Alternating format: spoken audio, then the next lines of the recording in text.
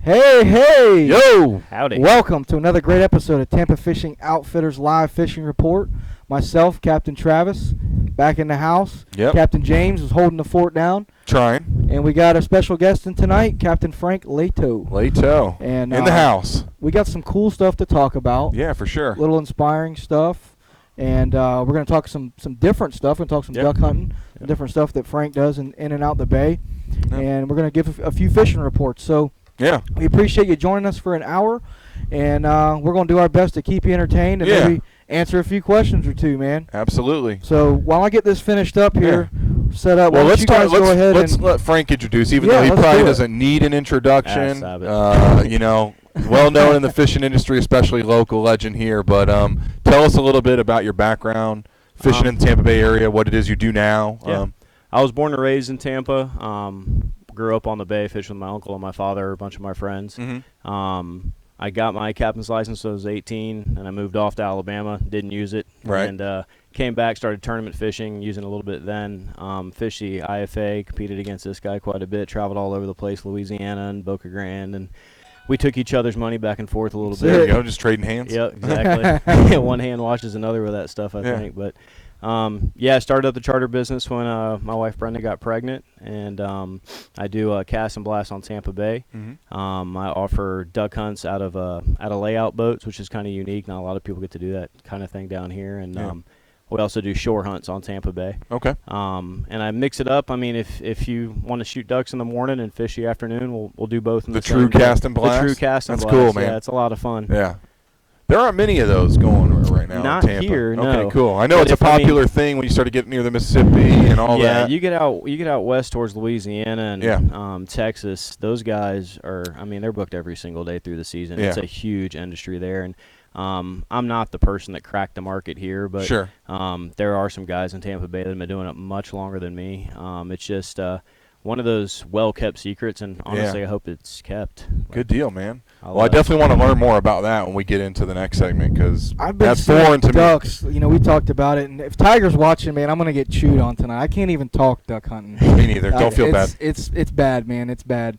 But, you know, I got to go duck hunting with Tiger. I remember if it was last year or the year before, and it's a really neat experience, especially for our old Florida guys, the guys that don't mind getting up early, getting out there when it's cold. You know, normally the conditions aren't favorable. Yeah, it's you know, the worse the weather, the better. Exactly. Foggy as all rain, get out. cold, all that stuff. Exactly. But it was a really neat experience, and to do it right, to get out there, set the decoys up. I mean, I know you're doing layout boats, but we ended up setting in blinds, along kind of some shorelines, and sort of called some birds in and had them deke up and kind of come down. And so that was really cool. I've always seen ducks around.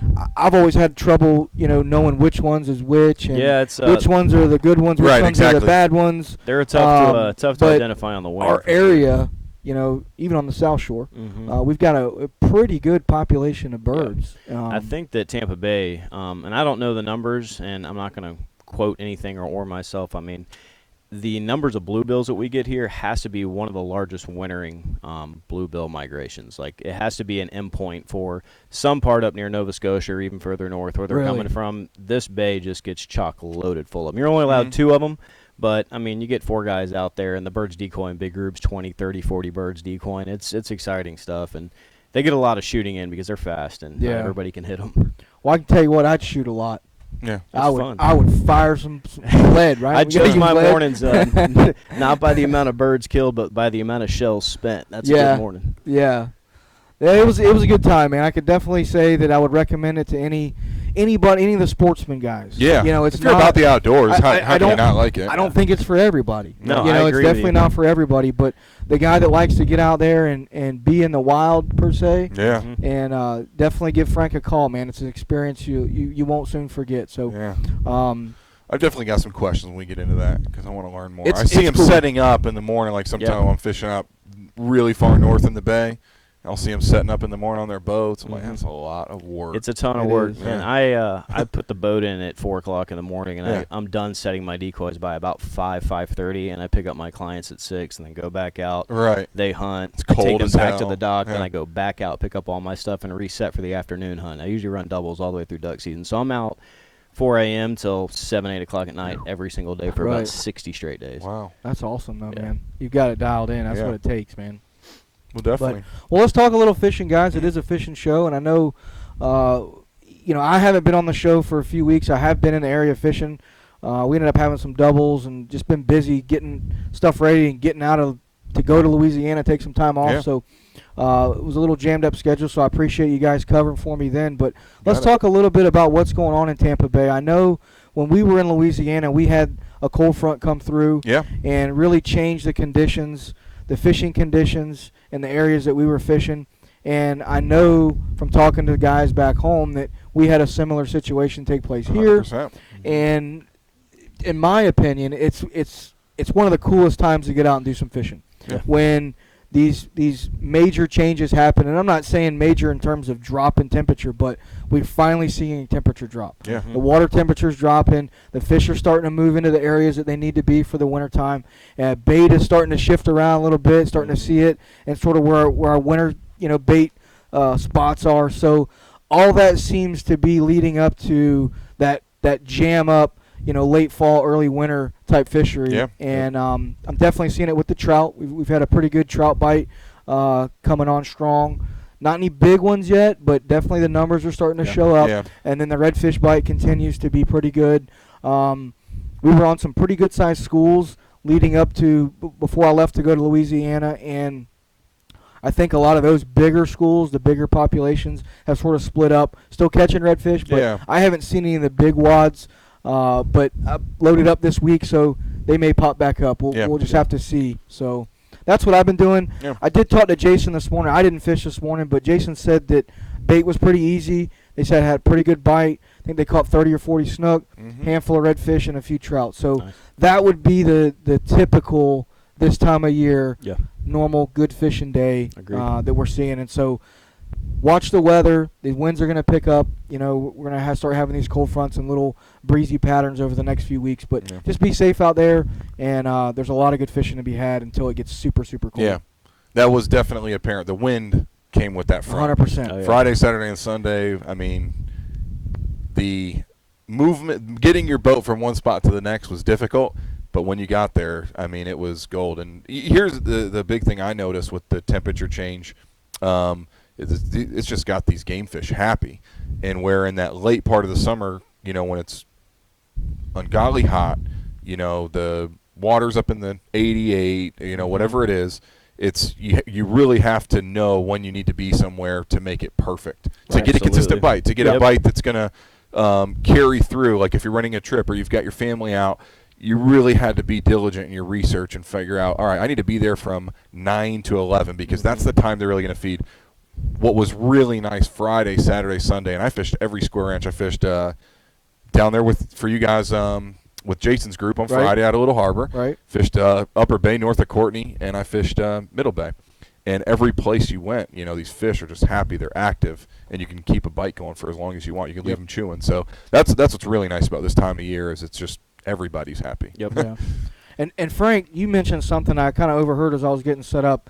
You were talking a little bit about lures and how effective they can start to be this time of year. Not that they're not any other time of year, but you'll find that these fish will sort of let that guard down. They'll start feeding a little heavier. And go ahead and tell us what you kind of found over the last few days fishing. Yeah, so I was looking at this plug they have laying up here on the table that I'm going to steal before I leave. Yeah. And it made me think today and one other day this week, I can't remember exactly which day, I've been keying in on the trout, trying to find some decent-sized trout for the tournament. And like Travis said, I haven't found that the big girls have really moved in strong yet. Today we had two of our biggest fish at 22 and I think a 21 and a half.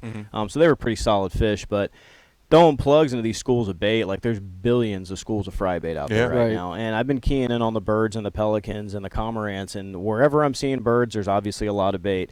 And I've been hammering the bait schools with plugs. And it seems like it parts the bait schools. Yeah. And whenever those bait schools part, they just key in on that single bait that's dead center of them. Yep. And I'm smashing trout. Like, I stopped at one spot and pinned down, and I was by myself on the boat, and I think I caught 15 in a row, cast for cast for cast, just hitting one bait pod. Right. What about jacks and ladyfish? Jacks and ladyfish and mackerel and bluefish, and everything seems to be there. Catfish are even coming up and smashing the plug. Like, I saw a huge cobia. It sucked the bait in and blew the bait out before it could even get tied. It was probably like 35 pounds. It came over, and everything was together. Right. So it seems like you just said, when you find that area that you know the bite's going to be going off on, you pin down. It seems like you're there. It happened to us today. I fished today, and we caught redfish, snook, and trout in one spot. I think we caught 7 or 8 redfish, a couple good snook, and really nice trout. I picked up the power poles one time in 2.5 hours. All day. I was saying that a lot. And I moved it 50 yards, and we stayed right there and just kept on hammering away at the fish. So you said something though that I think that everyone needs to take stock in or take note of is when you rip that plug through, like when you're fishing these bait schools, and I was in a conversation with about this with somebody earlier, is how that bait parts and it isolates. It's almost the opposite of what you'd think it'd be doing. Like, I would say maybe somebody who's not as in tune with that would think, oh, I'm throwing a bait into a million baits. What are they going to do? Well, when it's not a real one and it's got the rattle and everything, it separates. And it really isolates itself and calls those fish up. It's a foreign, fish to those guys. And I fish a super erratic action when I throw these things. Everybody has their own way to doing it, and obviously, each day is different on what you do. But when I'm specifically doing what I'm talking about, it's just an erratic slash as I'm going through it. Right. And you can see every time you twitch, the bait showers. You have a reaction strike, just an aggressive fish kind of deal. It's funny you say that. And just because I've been in Louisiana for a little while now, I'm probably going to relate back to some of the stuff that we just went through. But, we used a popping cork. I'm glad Prieto's not here. But, like, almost religiously. And it was sort of that same type of environment. And I've never really put as much detail into using a popping cork as I have over that last week.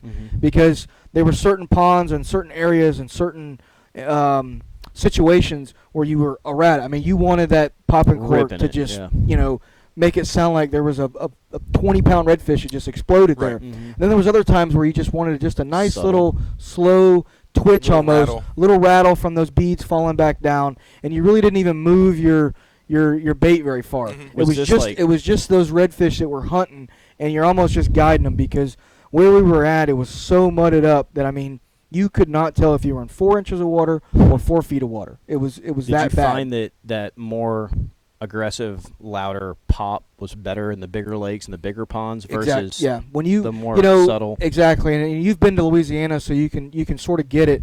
But what you got to do is it seemed like more of the ponds, the back shallow water ponds and it is more of a sight fishing arena. Yeah. When you start to get into the main bayous and the main troughs and what I would call creeks and canals, more of an open marsh. More of an open marsh, or when you get in those big lakes or the bigger ponds that are edged up with grass. Yep. It seems like out in the middle those fish get a little more aggressive or on the edges of those grass lines. Our biggest problem was we couldn't find those. You had to fish them to find them because our visibility was just not there. So you go into an area and you literally had to fish an edge and get hung 5 or 6 times. Like, all right, well, this is all grass. Let's just keep working until we get on the edge because you couldn't see it. Yeah. And so to compare it to what you were talking about, there were certain instances where you wanted to be violent. And there were certain instances where the more subtle you move that bait through there, the more strikes you got. And we sort of had to play that game throughout the week of fishing with windy weather, calm weather, rainy weather, windy weather, and you sort of had to adjust the same bait you use to get the bite. And that's true of any artificial. I mean, we're talking plugs, we're talking popping corks. It'd be a jig with a paddle tail. It'd be anything. You almost have to find that rhythm for that specific day. You kind of start with what you know, what's worked best, but it's not always best that day. And you touched on it where you have to adjust that based on the conditions. So I tell a few people this kind of stuff when I'm talking plugs, especially with the kids in the kids camp. I was fortunate enough to have a swimming pool in my backyard as a kid, and I lived on a lake, and I loved bass fishing as a kid, but I would take every new bait that I got and go to the swimming pool. Yep. Sure. Every single bait. I'd see what practice, it see what it looked like, see what it did when I did this, rip it faster, rip it slower, twitch it, see if you just barely move it, what it does. Appreciate you, brother. I mean, it makes a big difference some days. Yeah. I mean, just a huge It difference. does, yeah. And I always tell people that, too, when you talk about artificials, because every bait you sort of have to use and work a little bit different depending on the conditions, the wind, but also your rod, your setup. I've had guys that have gotten on the boat and said they're going to bring their own stuff, because a lot of times in the wintertime I'll have them bring a rod to throw a jig with, or I'll have half my rod set up with jigs, soft plastics, and then I'll have bait rods. The bait being paired with the rod. Yeah, you'll find that the guy comes out with a 7-foot bottom fishing rod, and he's got a 8-ounce 12 fathom on it, and you're going, not quite what we're looking for today, or vice versa, heavy rod and light jig, or light jig and heavy rod, whatever the case may be. But you've got to sort of match that right, to be able to work that bait the way that you want to. So that's always been a popular area of discussion in a lot of the seminars we do here. When we get on that, matching your bait or whatever artificial it is that you like to throw to the rod, to the line, all of that tends to be for the general public something they really get into and seem to be learning a lot with. Right. So it makes a difference, especially when you're pounding away all day and you're throwing artificials. Adds up after a couple hours even. Yeah. I mean, I have a spoon rod, and I have a jig rod, and I have a top water rod, and I have a top water rod, and I have a plug rod. I mean, absolutely. And it's about, like, what we talked about being able to feed. We've all been fishing artificials for a while. We've all fished tournaments and fished a lot of artificial growing up. And so you sort of, each bait you throw on there, you can sort of imagine or picture what the bait's doing in the water, even though it's 30, 40, 60 feet out there. You can sort of feel it and get a feel for that. And the pool is a good place to be able to sort of correlate, hey, when I feel that soft plastic running down, what does it actually look like? I can feel it vibrating, but what does it look like, That's probably one of my favorite things to do is throw soft plastics, paddle tails, and do like a flutter. You bounce that jig up, and you sort of get your rhythm right. Sometimes it's you really got to get on it, and then sometimes it's just a little twitch of the wrist, and being able to visualize that and know what your lure's doing based on how it feels is a key. Is a big key. I think especially in the wintertime, like fishing finesse style stuff, which you have to do in the bay when it's super cold. Even doing it next to the boat and the water's crystal That's what clear. I was going to tell you. As subtle of a movement as just lifting your wrist and dropping it can fire off a redfish or a big snook 100%. In the wintertime. You got to figure, sometimes you're throwing baits that are 2 or 3 inches long. That 2 or 3 inch bait isn't going to cover ground across this table in one jerk. No. Like, he's going to make short, consecutive hops, and maybe sometimes just move enough just to kick up dust, and that in itself will fire him off. Just playing with it. Well, like you said, that's a tip that you guys can take to the bank, is if you don't have a pool and you don't have the time to go and test a lure in a tank or whatever, I can't tell you how many times I do that with a new bait next to the boat. as I'm trolling motor into a spot, like the first bait that's in the water, even if I've seen it 100 times, even if it's a paddle tail, I've caught plenty of fish on. Drop it in, see what it does. Absolutely. About putting a plastic on just to see what it looks like in the water, the watercolor that you're in. Exactly. There's a lot you can learn. So dropping it next to the boat, guys, is a good tip. I can't tell you how many times I look back and said, damn, I'll eat that. Yeah. If I was a fish, I'd eat that. So sometimes just confidence. Sometimes they just don't. You were fishing cut bait, weren't you? Yeah. Guys, we're going to take a little break. We appreciate you hanging with us. You're watching Tampa Fishing Outfitters Live Fishing Report. Hang tight. When we get back, we're going to be talking to Frank about some special stuff coming up and also a little more fishing, so stay tuned. See you on the other side.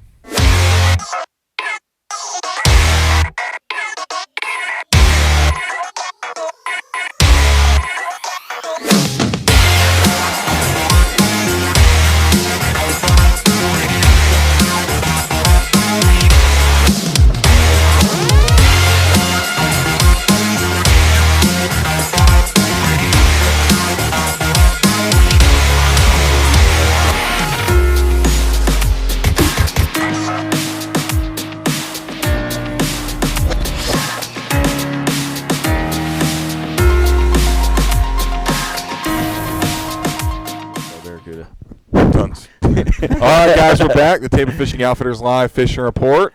As promised, we've got Frank Prieto on, and if you're on social media, I don't think it's any secret right now that you're kind of organizing a pretty big event that's getting a lot of pub online. Yep. So let's give our audience. I know we've shared kind of the tournament info. We've tried to support it the best we can, but let's hear it from the horse's mouth, man. What do you got going on? So, good buddy of mine works for the fire department. We work at Hillsborough County Fire. He was injured on the way to work, and he had some life-altering injuries happen to him. So, a group of us got together and decided that we want to throw a fishing tournament, get everybody together. We have a ton of fishermen around the fire department, and some of them are pretty good fishermen that we're able to spread the word.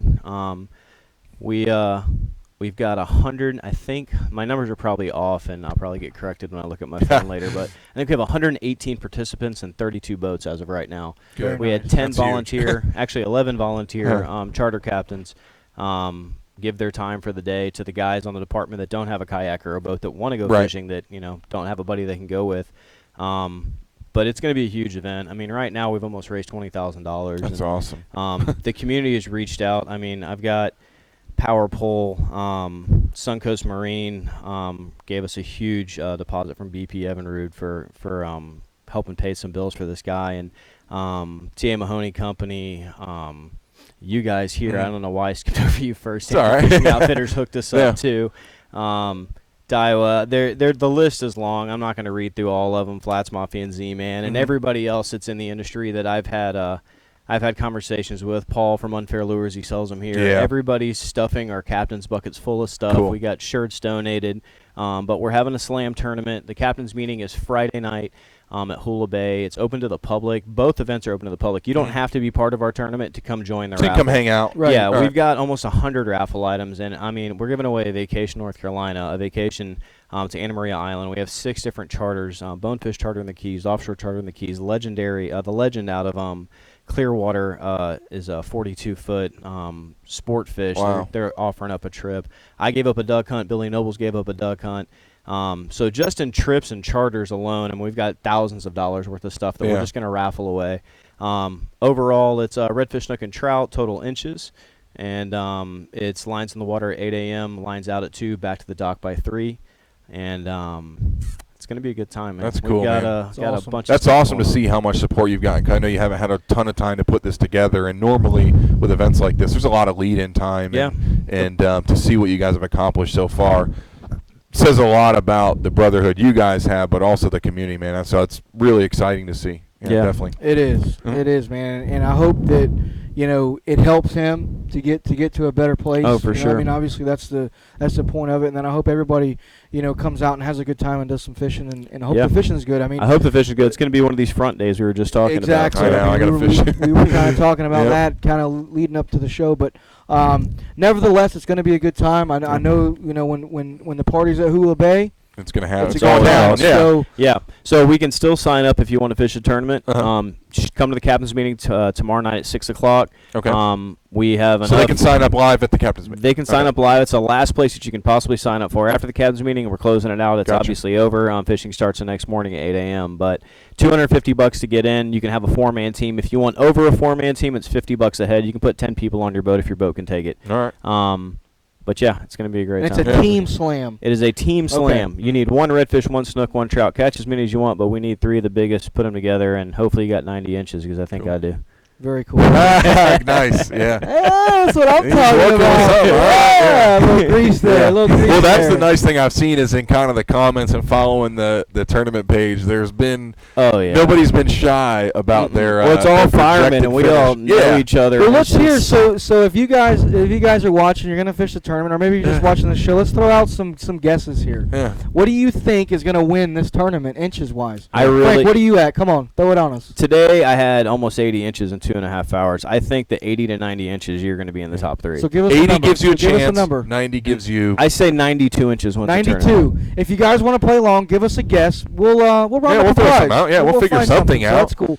If you want to give it a shot, there's going to be a slam tournament benefiting Ryan. Yep. And we're taking some guesses here. So if you want, throw a number up there. Snook, redfish, trout, total inches. 87. If you happen to hit it, we'll hook you up with something. Yeah. There you go. So absolutely, that's cool. But look at Eric giving the old 87 inches. Our boy Eric Olson. Coming in hot. That's a good guess, man. Angelo said he'd like to help out, so we'll connect you. I don't know if you know. Yeah, I know. I can send Angelo. Angelo will send you a message whenever I get out of here. There you go. And then again, if so we'll post that link to it as well on this page, so that maybe anybody that's not directly connected with you. We have a Square account set up through the HCFR Benevolent. This is 100% 501c3. Every single penny goes back to Ryan. Cool. So I'll share that to y'all's page, and y'all can all check it out. Yeah, it's awesome. And we'll do a little recap too. We'll get some pictures or something. Yeah, we'll definitely have to get a recap of the tournament, and hopefully one of our listeners or watchers here gets the 94. I saw 100 coming in there.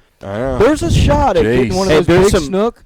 Yeah. If you can pair up a big snook with a 35 one of those toad reds.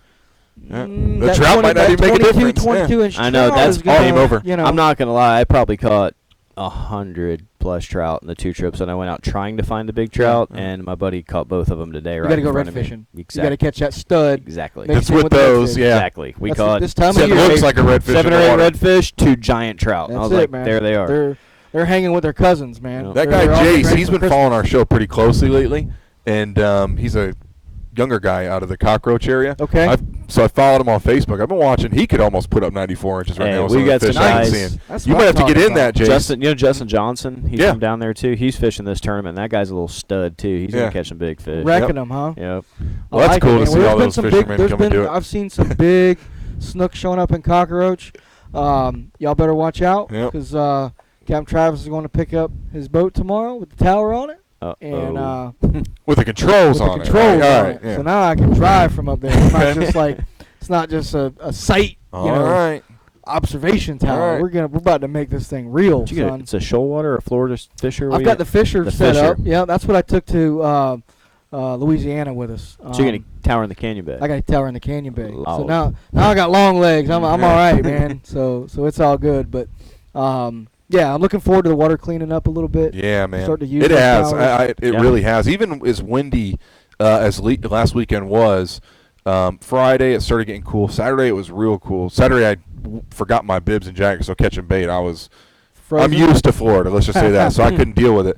But I was surprised how quickly it really cleared up in places up north that I hadn't been seeing it clear. That cooler weather will do it. I mean, that is the best thing to clean up water. I'm a little surprised, and I don't want to go too much in detail just because I really haven't been over there to witness it firsthand, but there has been some water quality issues out, by the Skyway Bridge in that area. I know some folks have asked some questions on social media about where's red tide, where isn't red tide, to try to get an idea if you're going to go out for the weekend. And I have heard some reports that in and around the Fort DeSoto area, there's some patches of red tide. So you're just going to have to play it by ear. Yeah. You could say as well. You could say one day it's here and don't go there, and the day that you decide not to go there and go there, that's where the red tide moves. So it's one of those cards that you just play and keep an eye on your bait. That's going to be your first indicator, especially if you're a live bait guy. You're going to want to watch your bait, and if you start to see that bait sort of erratically jump around, almost like it's getting electrocuted, that's a sign of red tide. I mean, that's a good sign of red tide. So unfortunately, it's probably too late. Yeah. Most of the time it is. I mean, it'll take a well down pretty quick. Yeah. So that is the only area that I know of that we're seeing some red tide out in that area. So if you plan on fishing that area, just be careful. Otherwise, I know that inside the bay, we're cleaning up real good. Yeah. Like I said, our trout are moving in. Give it a few weeks, that water will all be crystal clear. It'll be crystal clear.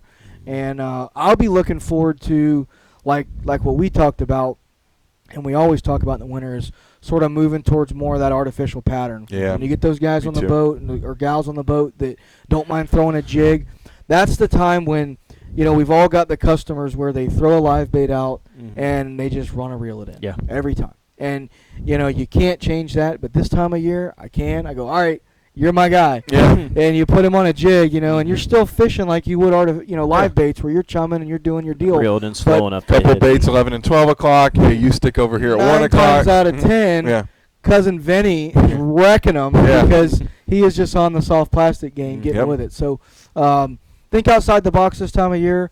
We will be coming into some low tides. We've had a few of them already, some pretty low tides. That west wind, guys, will blow the water out of Tampa Bay. So be ready for it to happen. If it blows all night and it calls for a low tide or negative low tide in the morning, expect it to be even worse. Hey, Frank, can you answer Jace there? I know the answer, but if you want to touch on that, where he's asking, is this tournament for the firefighter boats only? It is not for the firefighter boats only.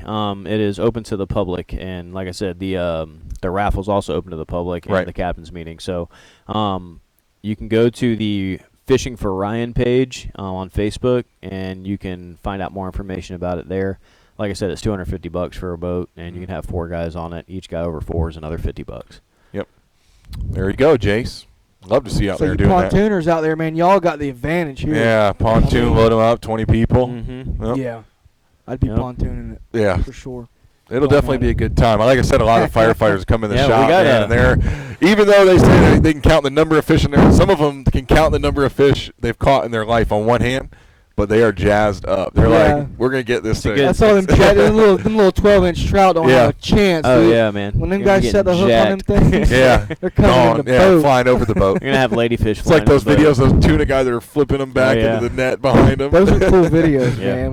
When I don't even know what they use, what kind of hook they use. But I don't know, but I want to go try it. That is pretty gnarly, right? That's awesome. That is some cool stuff. Well, let's get into some of the duck stuff that you do, because it's foreign to me. I know he's got a little experience with it, and not knowing who's out there watching, start with kind of what is the season for that? If somebody wanted to get out and do it or get involved with you to do it, when's the season? When's the time of year to get that done? Okay, so duck season opens the Saturday before Thanksgiving every year. It's kind of funny how they do it. They have 3 seasons through the year. The very first one is in September. It's for blue-winged teal. They migrate early. They're the smallest of the species of duck, so they got to get out of the cold weather. Once they feel that first little cold snap in September up in the Arctic Circle, they're out of there. So we have a 10-day season for that in wood ducks in September. It closes, reopens the weekend before Thanksgiving, and it runs to the weekend after Thanksgiving, then closes again. And then we get depressed for about 10 days, and it reopens. December the 10th, I think, is opening day, or 9th this year. And it runs until the end of January 27th. Okay. Hunting's good all season. People are always like, oh, when's the best time to go? When's the best time to go? And literally, the birds migrate. Yeah. I mean, they come down here in the wintertime. Sometimes they come full force in the beginning of the season, and they stay. And sometimes they just trickle down. Yeah. This year, it seems that we're already starting to see some ducks. I know that some ducks are already down by you guys in Cockroach. Yeah. So I think it's going to be a really good year. It all depends on how cold the winter is. Like, for me, I want it to be the nastiest biting cold. I want an ice storm. I want a hailstorm. I want it to blow 30 out of the north. That makes it a good duck year for us. Up where they're coming from, or here? Here. All right. Those fronts are what they ride on the way down here. They fly at like 10,000 feet, 15,000 feet up in the air, and they get in the thermals, and they ride those thermals on these fronts from Canada all the way down here. Wow. So, yeah, late season, honestly, is, and these guys and myself and a lot of you have ridden across the bay in January, and there's hundreds of thousands of them out there. Now, do you think, crazy question, but I mean, do those ducks, once they leave, is it a one-way direct flight? They stop. Or They stop. I mean, do they land in like Dallas, get some peanuts? Honestly, I think it's a layover. They have layovers. They definitely That's reverse. a heck of a ride, dude. Right. They definitely reverse migrate, just like how they come down here. They stop along the way, and they're getting hunted all the way down. So by the time they get here, they're pretty smart. This is one of the tougher states to duck hunt in. Anybody that's a duck hunter watching or listening, they know it. If you're getting shot at from Canada to Florida, by the time you get to Florida, you're going to look at decoys and go, I don't know if I really want to. So you got to be on your game. It doesn't look like Cousin Vinny down there. Exactly. But yeah, it's a lot of fun. I'm pretty busy through the season. Last year, out of a 60-day regular season, I think we did 53 days of hunting. So I have to spread myself pretty thin some days, or before sunrise, after sunset. Yeah. But it's a good time. I guarantee that you're going to do some shooting, and if you don't, that trip is on me, and we go again. I'm a hunter, and I understand sometimes it's just a bad day hunting, and some people don't understand that. Mm-hmm. Right. I'm here for the weekend. I flew from out of town. Yeah. And are you available tomorrow afternoon? Absolutely. I think that you should be able to pull the trigger. If you're going to pay me, you have to pull the trigger. Yeah. Like if you take someone fishing all day long and they don't get bit, I don't know what your policy is, but I tell them, hey, man, I'll take you out on an afternoon charter on me. Like I can't. I'm the same way. I always have a soft heart for that. I do, that kind man. of stuff. Too. I hate that feeling. I think it's we take pride in what you do. That's what I was going to say. Absolutely. And you look at yourself as a professional. It's like you go to a car wash and they run it through the car wash and there's muddled on the side of your car. Yeah. Well, they say, "Oh, sorry, you got your 15 minutes." Yeah. No, I want my It stuff went to through. go back my through car the wash. clean. Yeah. Yeah, absolutely. But no, so I do appreciate that, and I'm sure most of your clients appreciate that too. And that's definitely something to look at when you go to hire a duck guide. Yeah. Or somebody like yourself, is to kind of look. You've got a ton of pictures. What's your Instagram? My Instagram, you can look it up by just typing in Frank Leto. It's spelled Leto. But I'm Captain Cast Blast Florida FL on Instagram, and you can scroll through it. I've got over 1,000 pictures of duck hunts and fishing trips and combination hunts, and it's my passion. I shot my first duck at 10 years old with my father. I grew up hunting. My father grew up hunting. My grandfather grew up hunting. I'm a fifth-generation hunter, fourth-generation Tampa native. And, I shot my first wood duck. This tells you something. I shot my first wood duck 10 years old with single-shot 410 at where Bass Pro Shop sits right now. Yeah. That was a swamp, and that's where we used to rabbit hunt. My dad took I remember that area when it was like that. We used to hunt that heavy, and it's one of those things that Travis said earlier in the show. It's not for everybody. Yeah. But I think that everybody should at least try it once, because if it's for you, you're going to just be consumed by it. It's one of the most awesome things that I like to do. I mean, I'll tell you too, and going back to that, there's a lot of sports that, and I've noticed over the years, and I know it's one thing that's kept me and my wife connected, is we share a passion for the water. We share a passion for fishing. And so, a lot of the vacations that we take, or a lot of the things that we do, we sort of will plan it around that. I mean, our honeymoon went to Costa Rica. We fished for 75% of the time we were there. That's awesome. And duck hunting, is a lot like one of those activities. And what I've seen sort of over the years is like, if the wife is like a real camera savvy type, the environment and the things that you see outside of duck hunting, the scenery when the sun's coming up and the birds are flying in, not only the ducks, but you get the pelicans, you get all the different other wildlife that comes in. It's really something to take in. General, and so for the husband and wife type thing, it doesn't always have to be the guys out type of situation. It's not just shooting. There's a lot of it. It's the whole experience. Your significant other can come out and just sit next to you. And that's the coolest part about duck hunting is what we're doing right now. Just sitting here at a bench, you do this duck hunting. You can sit here and just talk fishing and talk hunting and never talk politics or any of that stuff, but just talk about whatever. And you're not going to scare the ducks. You can smell. You can smoke a cigarette if you smoke cigarettes or a cigar, and it's not going to scare them away. It's just, hey, here they come. Now it's time to duck down and hide. So it's a social environment. That's cool. And everything that Travis just said is true. It's hunting, and that's what I love about hunting. There's a quote, and I'm going to paraphrase. If you've lost if you think that capturing or killing your quarry is what the hunt's about, then you've already lost the whole idea of the hunt. Sure. Watching the sunrise, like he said, watching all the different wildlife, seeing bald eagles, seeing all the different shorebirds that migrate with these ducks too, that come down here to winter. Even in the woods, deer hunting, just watching a fox or a coyote or another animal. It's all cool stuff to go witness. Never done it, but I know I like it. It's an extension of the fishing side of things. A lot of fishing is over the years gotten a lot of popularity. I mean, everybody sort of has gotten brainwashed about the flats fishing and the redfish and the snook and the trout. But I think duck hunting and even deer hunting and hog hunting and things like that. That's what sort of connects you back with Florida. That's where it all. Yeah. It's one and the same. You know what I mean? And for the guys and gals and kids growing up, they get to experience like real Florida, like what it is.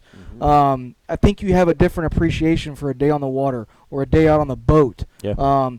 It's just a different experience, and when you can enjoy that, fishing is that much better. Absolutely. Hunting is that much better. Yep. And so I always try to encourage people to enjoy yourself first and sort of meet your expectation a little bit later. Yeah.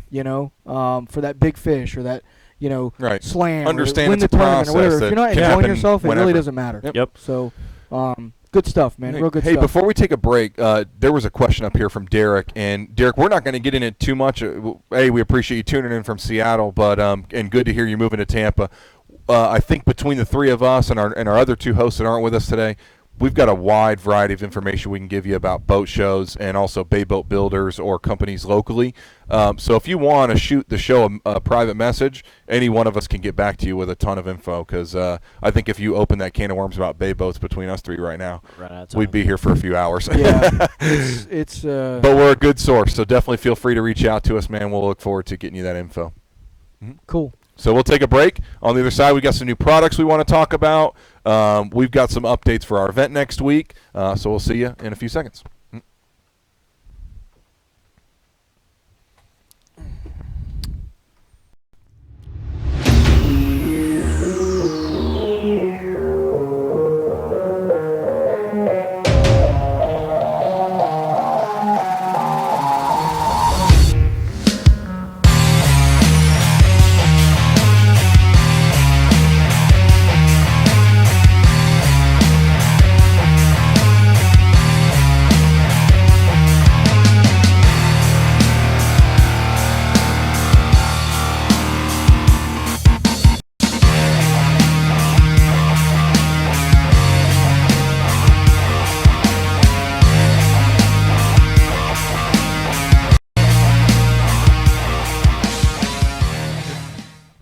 Hey guys, welcome back. You're watching Tampa Fishing Outfitters Live Fishing Report. Myself, Captain Travis, my main man, Captain James, and special guest, Captain Frank, in the studio tonight. And if you're just joining us, we have talked a lot of different stuff. Yeah, we've been all over fishing. the place. We've been all over the board. We've talked duck hunting, bait, duck hunting, artificial.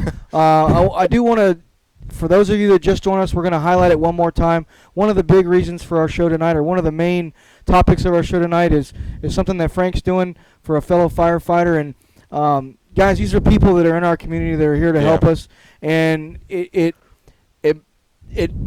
makes me happy the amount of support you're getting. Yes. I was at a loss for words there, but it really, that's just the way to say it, is it makes me happy that enough people recognize what you're doing and are able to see that it's a good cause and support you. So I was blown away, especially with, and I'm not bashing guides by any stretch of the imagination, but throwing it out there on Facebook saying, hey, I need some guides to just give me a day. Yeah, they were lined up. They lined up. I mean, instantly. I told the guys in the crew, I was just like, look, I don't think I'm going to get free charters. Like, I mean, maybe to donate down the road, but I'm not going to get a group of guys.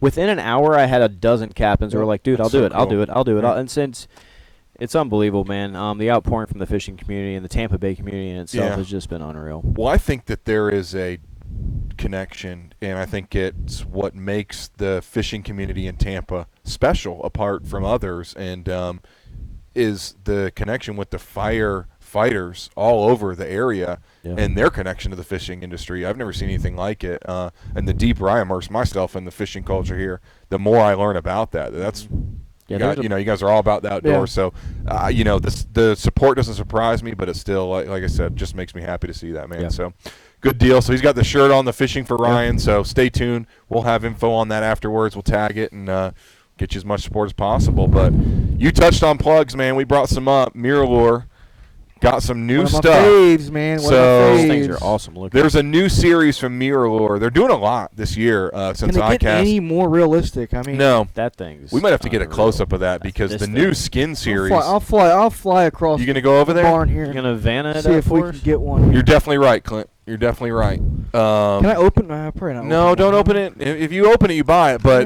this is the new skin series, so they've taken, all the most popular bait fish from our, seems like they dialed in Tampa Bay. Yeah, do the Rick Murphy.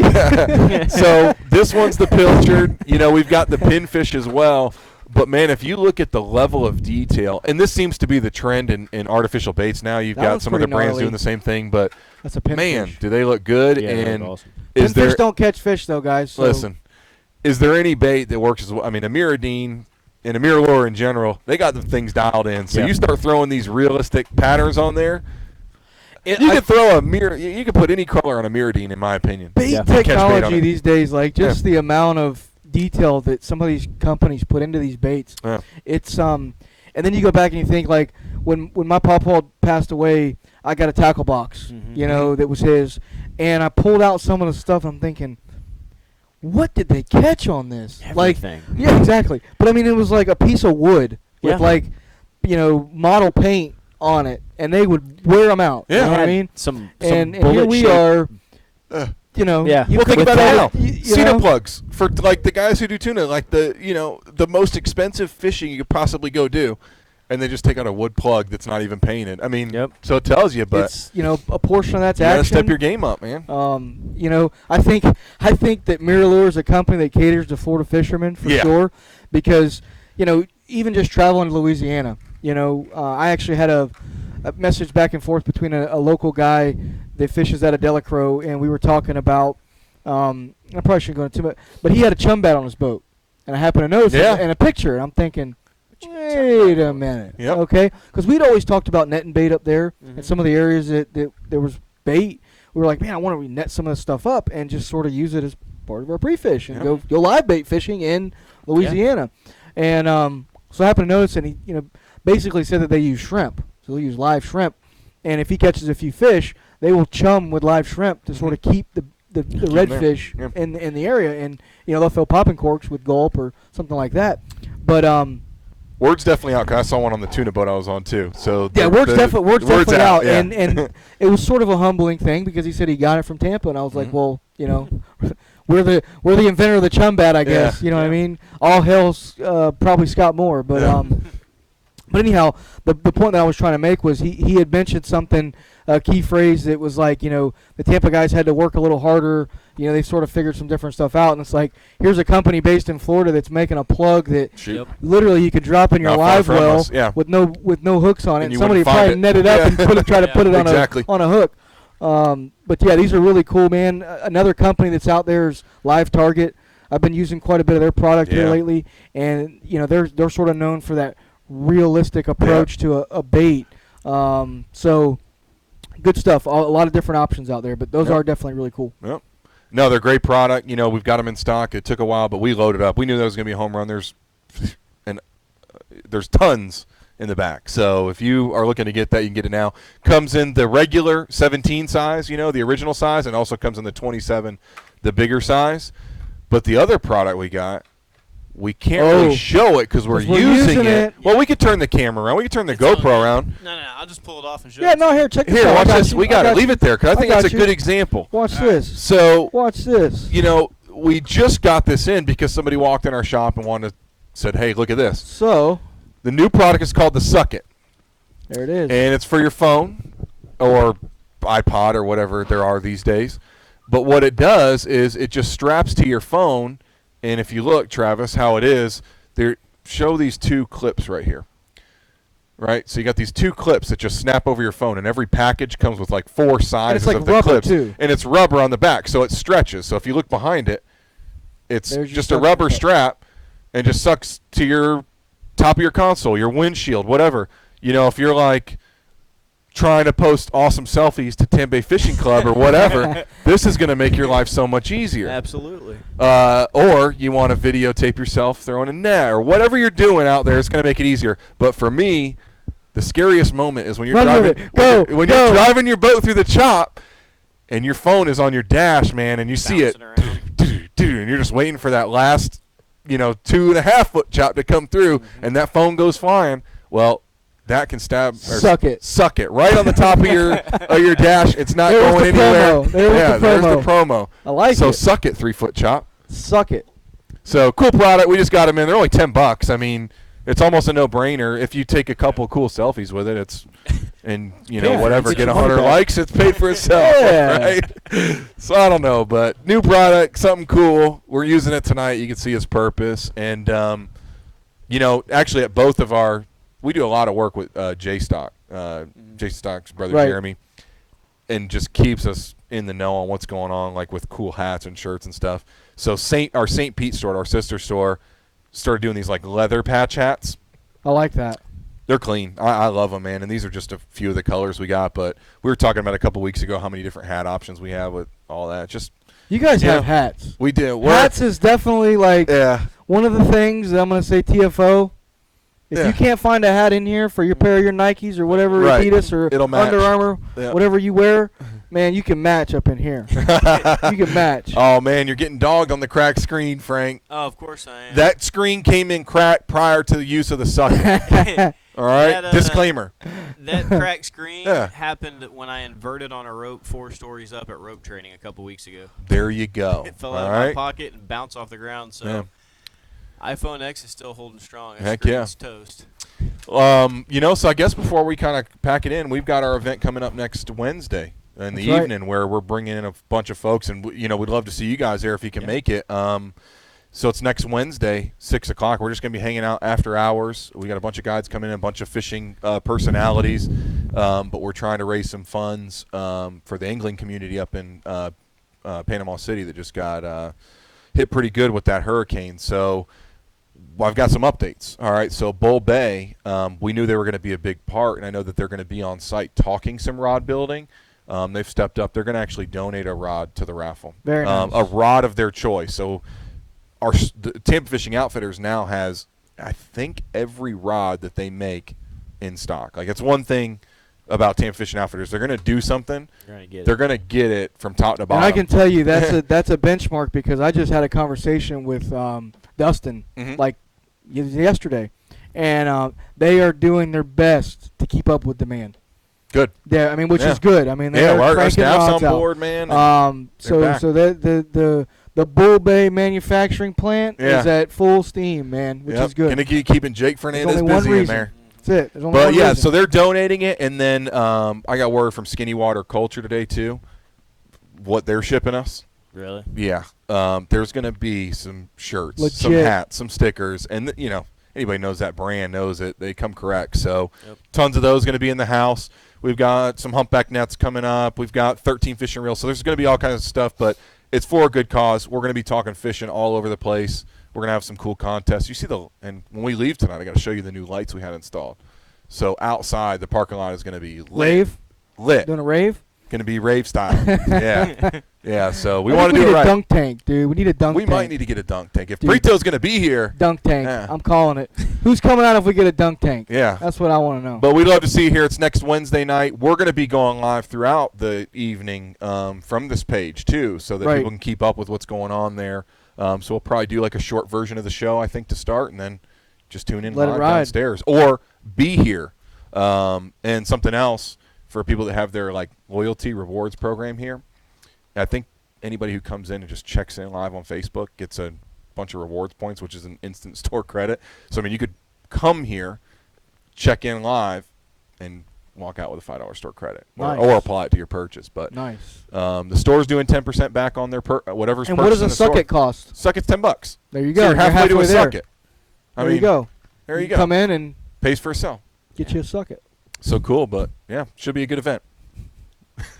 I love the branding on that. I really think we should rip another promo for that. I mean, that was probably the highlight of the show. Yeah. But guys, listen, we're about out of time here. If you've got any other questions, we're going to be around here for just another minute or two. We do want to thank you guys for joining us for another week of Tampa Fishing Outfitters Live Fishing Report. Yeah. We always, are grateful that you guys come in and you join us know for an hour. what? To that, big shout out last week. We at the end we kind of close with asking anybody who's supporting us try to give it a share so we can reach some more people.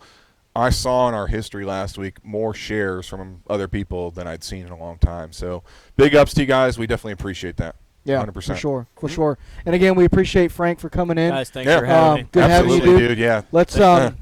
Let's mention it one more time for just anybody that jumped in the last part of the show about what you got going on, Frank. Fishing for Ryan. Brother of mine from the fire department, we're trying to raise some money for. We're having a tournament, slam tournament this Saturday. The captain's meeting's at Hula Bay at 6 o'clock Friday evening.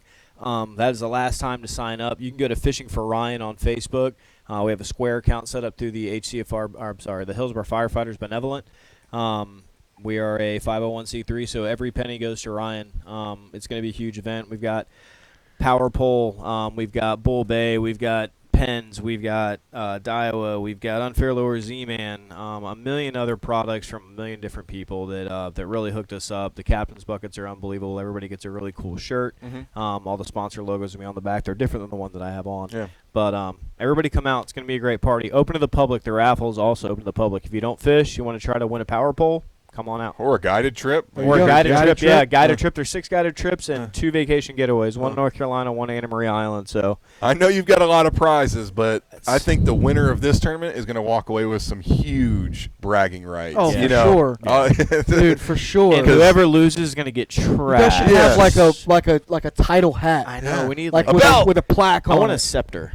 A scepter? You know what? That's like that would be good. A scepter. Yeah. I don't even know what a scepter is. It's the thing the king holds. Yeah. Oh. You just walk All around. right. Well, I'll take one of those too. Yeah, take one. I want a hat and a scepter. At people. And a pointy hat and a scepter. It'd be perfect for your new tower on your Dude, camping. I would wear it every morning catching bait. All right, guys. Well, thanks again for tuning in. We'll see you next week, Wednesday evening. That's right. Back guys, on we schedule. appreciate you. Take care.